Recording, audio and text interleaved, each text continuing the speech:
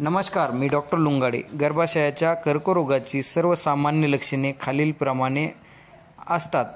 रजोनिवृत्ती पश्चात रक्तस्राव, समागमानंतर रक्तस्राव, 2 पाळीच्या दरम्यान परत रक्तस्राव होणे, योनिमार्गातून दुर्गंध येणे, श्वेतपदर अतिप्रमाणात अंगावर जाणे, पोटाच्या खालील भागात वेदना होतात.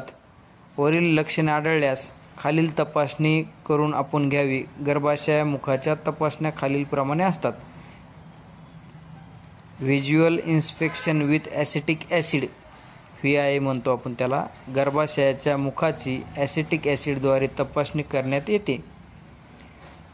पॅप स्मिअर दुसरी तपासणी असते. ही गर्भाशयाच्या मुखाची पेशी काढून सूक्ष्मदर्शक यंत्राखाली तपासल्या जातात.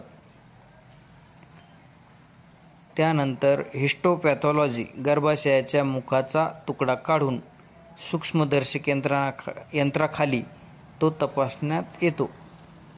शेवटची तपासणी म्हणजे कोल्पोस्कोपी. ही एक 8 ते 10 मिनिटाची वेदनारहित तपासणी असते. ह्या तपासणीमध्ये गर्भाशयाच्या मुखाच्या जखमा, सूज, कॅन्सर किंवा अन्य आजार काही असतील तर त्याची माहिती मिळू शकते.